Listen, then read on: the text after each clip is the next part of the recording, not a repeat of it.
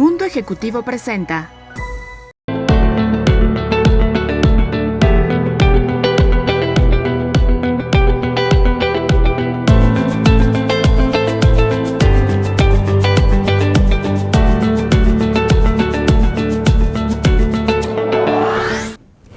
Hola a todos, muchas gracias por acompañarme una vez más en Mundo Salud. Yo soy Juana Ramírez y hemos repetido desde el inicio de este programa que la salud es lo más importante. Por eso, platicar cada semana de los temas que deben importarnos a todos es vital. Informarse, tomar una postura y cuidarse, por supuesto.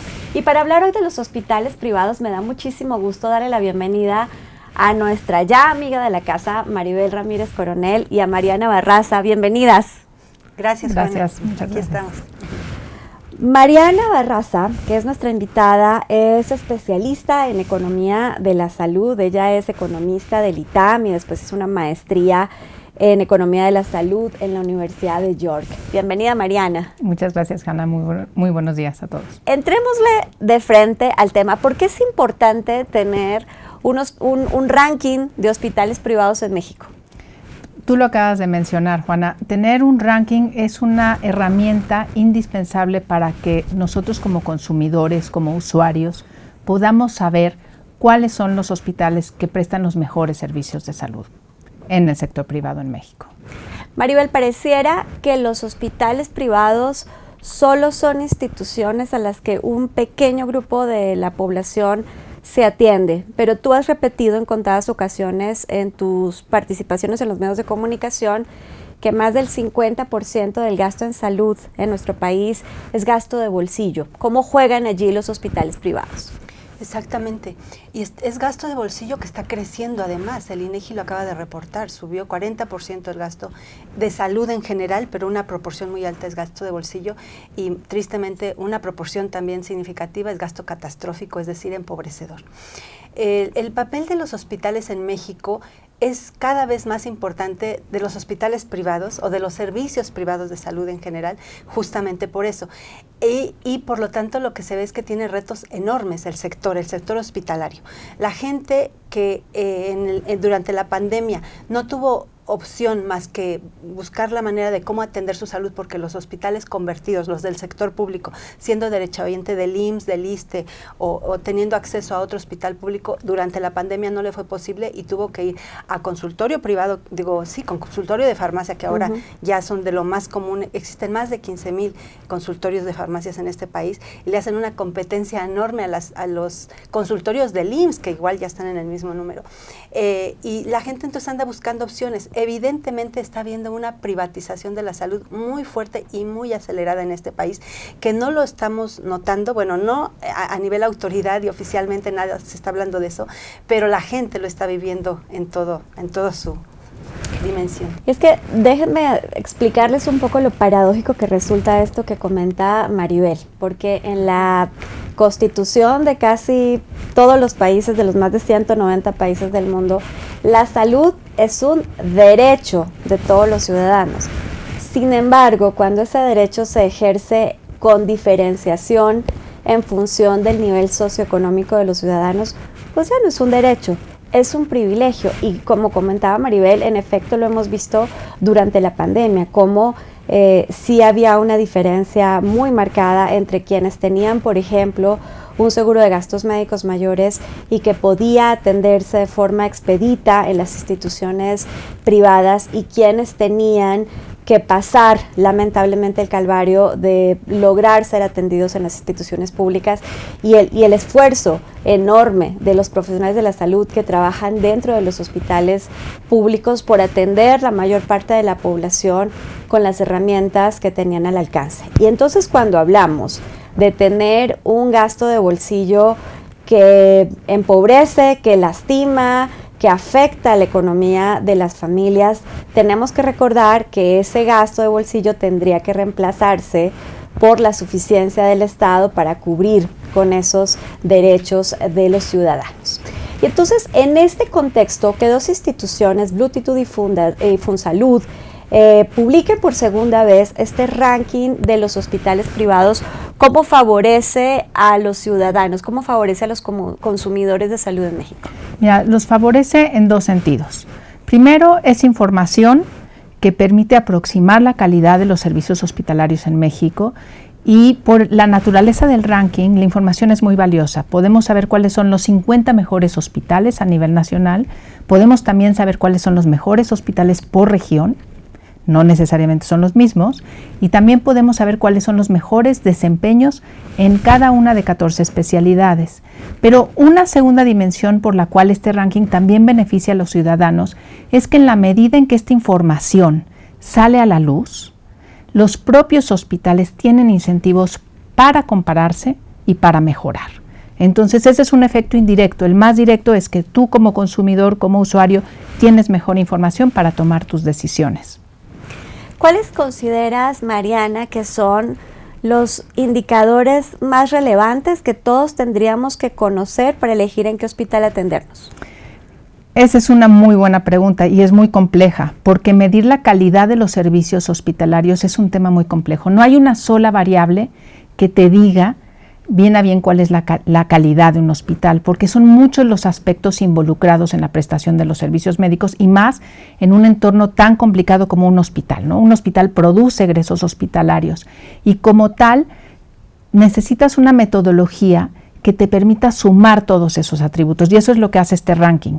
Este ranking considera aspectos tan diversos como el talento médico con el que cuentan los hospitales, cuáles son los especialistas certificados que tiene, el personal de enfermería, si cuentan con otros personales de salud que también son muy relevantes como licenciados en farmacia y una serie de ingenieros biomédicos que también son fundamentales para operar mejor los equipos médicos.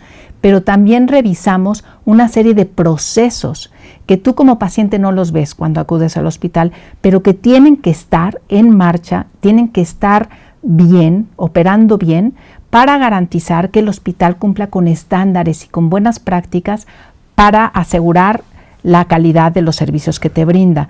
También nos fijamos en la disponibilidad de tecnología. El hospital tiene que tener el recurso humano, pero también equipo tecnológico clave, sobre todo en ciertas especialidades. También nos fijamos en los resultados en salud. Déjame ir a un corte, Mariana, y ustedes tomen nota porque vamos a seguir hablando de cuáles deben ser nuestros criterios para elegir un buen hospital privado. Vamos a un corte, regresamos.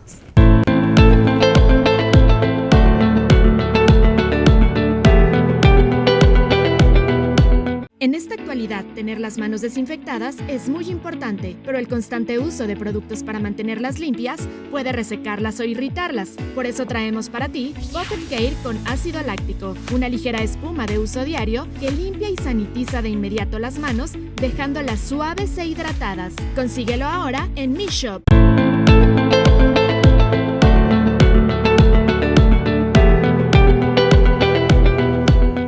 Estamos hoy platicando con Mariana Barraza, especialista en economía de la salud, sobre el reciente ranking de hospitales privados. Y para seguir conversando de este tema y por qué sí es importante transparentar la eficiencia, la calidad de esas instituciones, también hay que hablar de la necesidad de la integración público-privada. No conozco ningún sistema de salud en el mundo que no requiera de la combinación de las capacidades públicas y de las capacidades privadas para garantizar la atención adecuada de la población y el acceso oportuno a los servicios de salud. Maribel, ¿tú cómo ves este tema de la integración público-privada en la salud? Sí, Juana, tal como lo dices, es vital porque como sistema que es, como un sistema que tiene que operar sus engranajes armónicamente y bien aceitaditos, debería de ser así.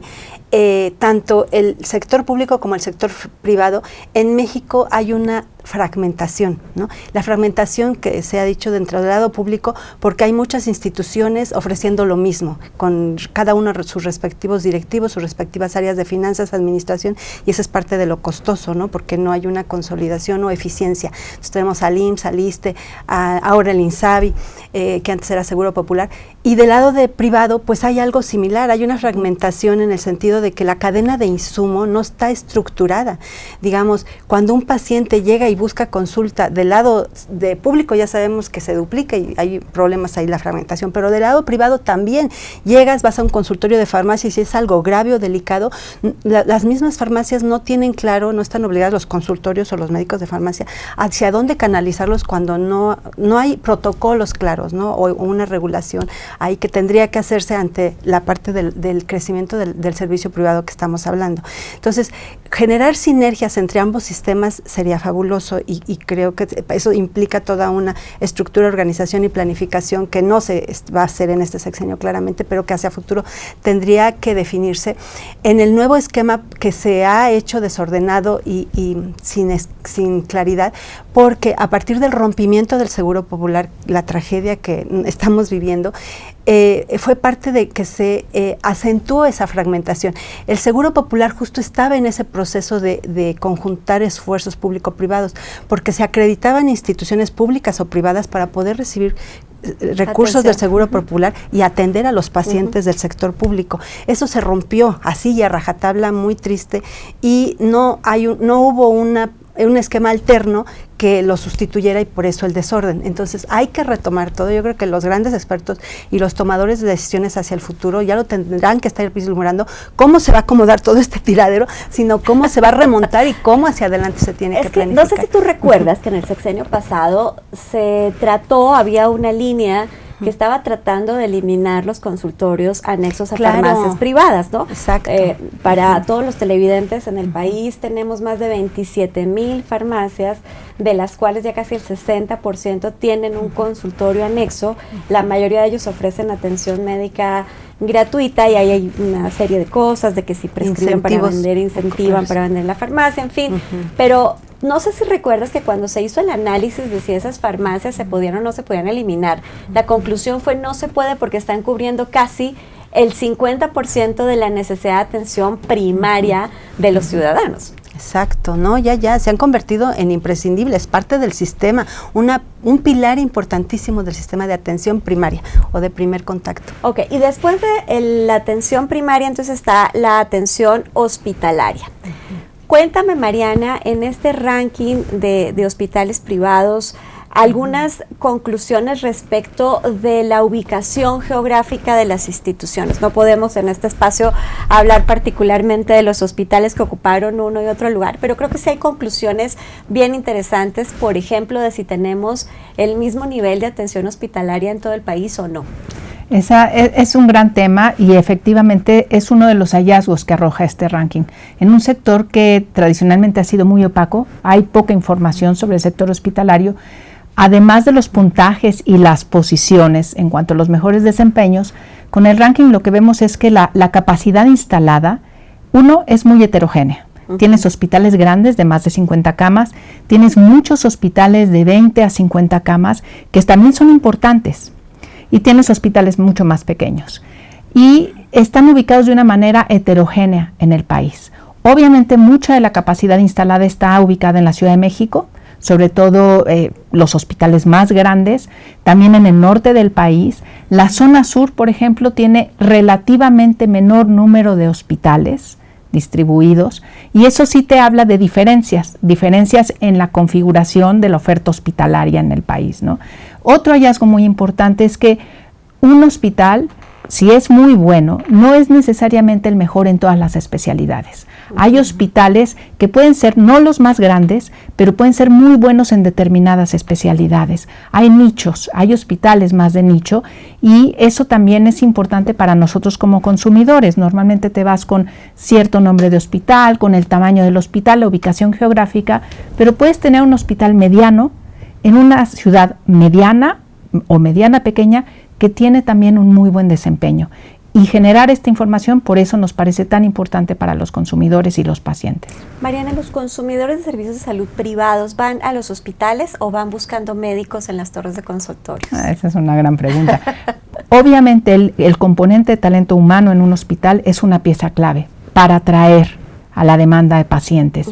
Sin embargo, una vez que tú tienes una hospitalización, si bien el manejo de tu especialista es fundamental, también necesitas la mancuerna de los procesos hospitalarios. Necesitas que el personal de enfermería que esté calificado, que esté también el ingeniero biomédico que asegure que el tomógrafo, que todo el equipo que necesitas para un buen diagnóstico y un procedimiento funcione bien. Necesitas que haya comités que se aseguren que todo el funcionamiento de esta maquinaria compleja que es un hospital funcione bien. Más allá de que tú, muy buen médico especialista, te haya referido o haya decidido atenderte en un determinado hospital. Entonces hay muchas piezas que entran en acción y por eso es tan importante tener mejor información del sector hospitalario.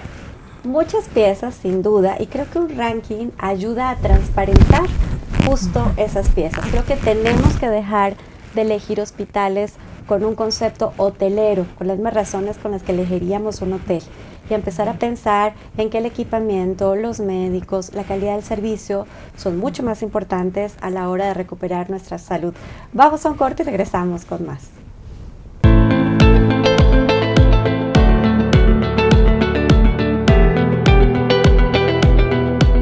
Las cirugías para quitar las arrugas son muy caras y pueden ser peligrosas. Torongia tiene para ti el suero facial reafirmante, una emulsión ligera de textura suave y sedosa, formulada con ingredientes de origen natural que hidratan y revitalizan a profundidad la piel, brindando un efecto tensor. Su uso continuo ayuda a disminuir paulatinamente las líneas de expresión y a controlar el exceso de grasa en la piel. Pide el tuyo en Mi Shop y disfruta de un 15% de descuento.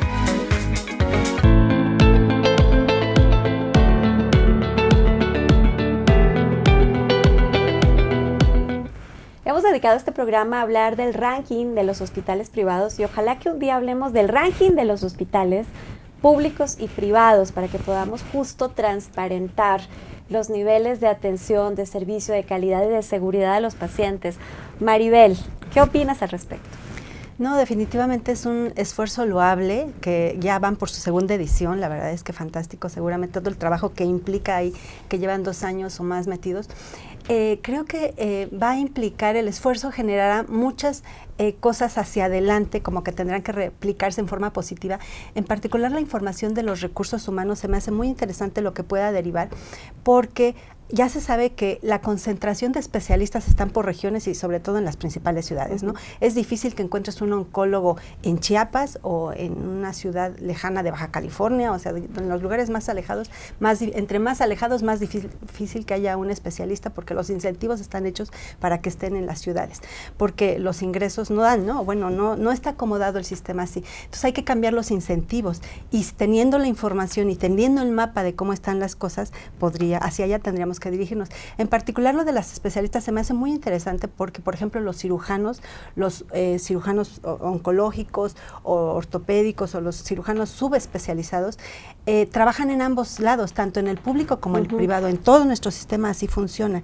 Como pacientes luego no sabemos bien cómo está, ¿no? Pero el tener la información nos da un poder como usuarios y como pacientes al momento de tomar decisiones y tener claridad dónde están no solo los mejores hospitales, sino los especialistas en cada lado. Se me hace que hacia adelante será sensacional en base a este ejercicio que están haciendo ellos. De acuerdo contigo, Mariana, voy contigo con 2 preguntas. La primera, ¿cómo se hace el ranking de hospitales privados? Y la segunda, para toda la gente que nos está viendo, ¿cuáles son las 4 o 5 cosas que tenemos que tener en cuenta para elegir un hospital privado en el país? Entonces, primero, vámonos con cómo se hace este ranking.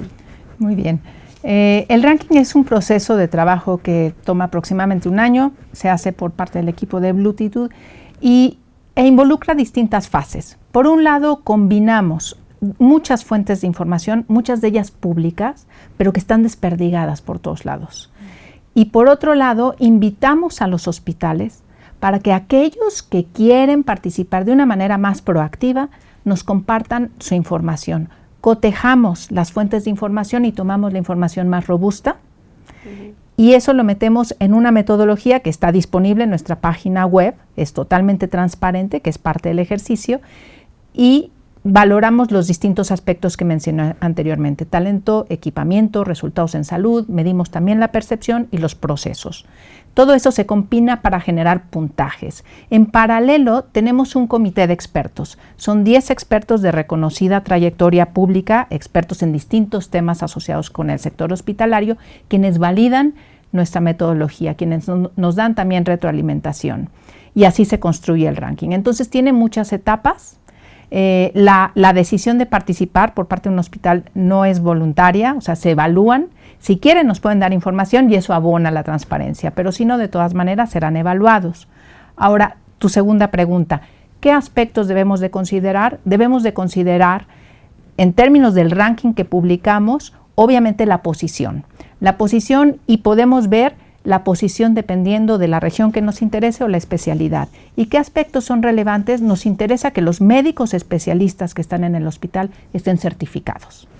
No es suficiente con ser especialista, tú necesitas que tu especialista se renueve, se actualice, que esté certificado periódicamente. Te interesa que cuente con el recurso humano, con el equipamiento adecuado, con los procesos en curso y que tenga buenos resultados en salud. O sea, muy importante a la hora de elegir un hospital privado, por supuesto de la mano de un especialista. Esto sigue siendo sí o sí un requerimiento muy relevante, que se sientan cómodos, que sea alguien de su confianza, pero luego vamos a ir a consultar este ranking porque nos da mucha más información que antes no estaba disponible. Luego les voy a compartir la página web en mis redes sociales para que puedan hacer esa consulta. Maribel, ¿qué le recomendamos a la gente que debe hacer uso de los hospitales privados en el país? Pues sí, que se informe, como lo comentas, y que ahora indague qué herramientas hay, porque esta es la más específica, la más meticulosa y detallada en torno a los hospitales privados mexicanos. Hay 4, yo reporté que hay 4 rankings hospitalarios en el país que nadie conocemos, ¿no?, de los usuarios, pero sí está el de América Economía, el de que edita... recuérdame, Hospirank de Newsweek, Health Digital, no sé qué, y el de Newsweek, o sea, relacionado con medios de comunicación, y ahora el de hospitales privados que hace FunSalud con Bluetooth, que hace Bluetooth, y en una revista más. Y yo creo que lo ideal sería hacia adelante, que sería, bueno, creo que el mejor escenario hacia adelante es que como mexicanos, como usuarios de pacientes, podríamos, así como consultar nuestras tasas de interés de los bancos que puedes comparar, o los precios de autos que puedes comparar, que pudieras comparar para elegir a un hospital en un indicador muy claro, público, abierto, entendido, así con palitos y bolitas para que todos con manzanas y peras, sería sensacional, ¿no? Y por lo menos este paso que están dando ellos, creo que hacia allá tiene que dirigirse. Y que ya no elijamos hospitales como elegiríamos un hotel. Exacto, sí, en base al hospedaje y a los lujos que hay, sí, porque aparte son costosísimos, es lo más caro, la parte del hospedaje, y en eso ha estado la competencia de este sector, que ya se concentran en otros aspectos como es la calidad, y creo que este esfuerzo les tiene que empujar hacia allá. Mariana, ¿qué tan abiertos son los hospitales privados a enviar información? No me digas quién ni cómo, pero dime, del total de los hospitales que evaluaron, ¿qué porcentaje envió información para ser evaluada? Es un gran punto. En nuestra primera edición invitamos a los hospitales a que participaran, no participaron tantos de manera proactiva, mandando información. En esta segunda edición tuvimos más de 160 hospitales que nos compartieron datos, que entraron a todo este proceso de medición. Esto para nosotros es una gran señal, porque en un sector que, insisto, ha sido muy opaco, estamos viendo muy buenas señales de que a los hospitales les interesa participar, les interesa compartir su información. Entonces, estamos viendo un pequeño cambio en la cultura de los hospitales. Obviamente a los hospitales no necesariamente les gusta compartir información, pero creo que están empezando a ver el beneficio de sí estar y sí participar de una manera más proactiva. Mariana, muchas gracias por aceptar nuestra invitación. Maribel, como siempre, un placer platicar contigo.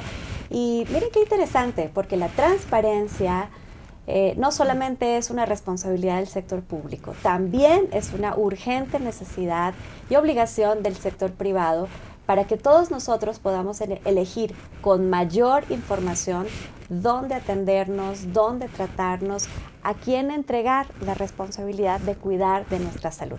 Por lo pronto, síganse cuidando, usen cubrebocas y nos vemos la próxima semana aquí en Mundo Salud.